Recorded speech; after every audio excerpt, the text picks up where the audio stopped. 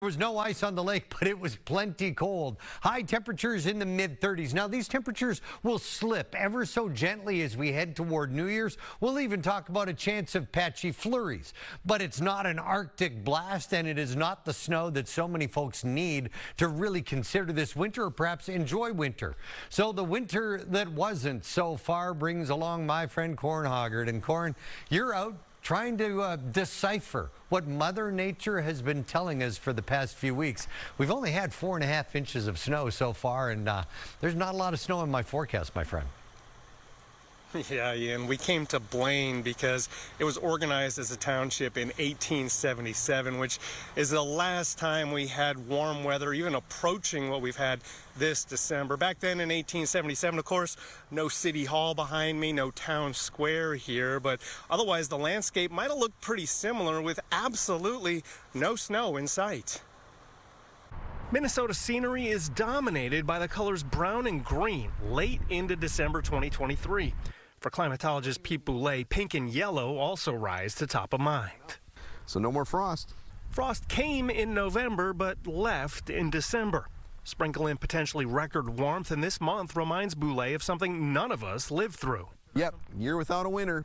For at least a few more days, 1877 holds the record for warmest December in Minnesota. Farmers near Minneapolis still plowed fields late into the month. And in the days of horse-drawn sleighs, this is what the roads look like. Conditions for travel were terrible. Commerce was hampered quite a bit by the open winter because you needed to have frozen ground to move things around in the winter. Muddy roads are much less of a concern now, but this winter's weather pattern might not be much different. Similar things had kind of happened back in 1877. It was an El Nino year. That may have contributed to things. Fox 9 meteorologist Cody Matt says what sets this year apart is the fact that every single day of the month has been above average. So even a lot of northern Minnesota lakes are ice-free. And the immediate forecast doesn't hint at any Arctic blasts. It still looks relatively mild. It looks like we're still going to stay above average. But we all know that can turn. I remember standing like this, middle of January 2019, thinking, oh, winter must be over. Then we had February 2019, where we had 30 inches of snow, below zero temperatures, about as much winter as you could pack in a month. So anything's still possible in Minnesota. And back in that 1877-78 winter, Minnesota had wildfires by February. Lake Minnetonka's ice was completely gone by March 11th. Of course, no indication for sure here now that we're going to have similarly warm months ahead of us here in 2024. Our Mary McGuire is continuing our team coverage. She's live in Bloomington, where it's getting a little harder to dash through the snow on the ski slopes. Mary? That's right, Corin. If you look behind me, you won't see many people on the slopes here, and that's because Highland Hills has adjusted their hours that they're open each day through the new year. They want to preserve the snow that they have for skiers and snowboarders in the midst of this wacky winter weather. In Minnesota, ice and snow are just part of winter. It's fun to have any snow. But these days, just about the only place you can find the white stuff in the metro is pre-made on the slopes.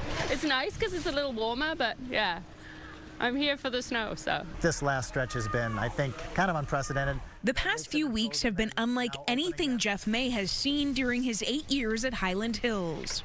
And the weather hasn't changed much. It's colder, but still not cold enough to make snow. The weather forced the ski hill to cut down their hours temporarily, allowing crews the time needed to make do with the snow they have. They always groom overnight, but now they need to kind of push snow around to fill in some low areas. The loads and unloads on the chairlifts take a beating all day long, so we need to push snow up there. He adds while the hills have been busy during this in-between holidays week, they aren't as packed as they hoped they would be. You know, you just sometimes when there's no snow in your yard or you haven't been shoveling, you don't think, hey, I'm going to go rent skis and hit the slopes, but you can.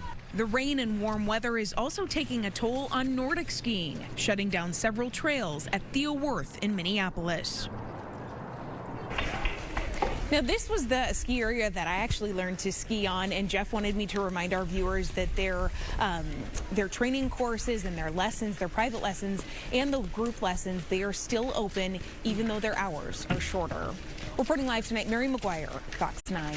All right, Mary, thank you.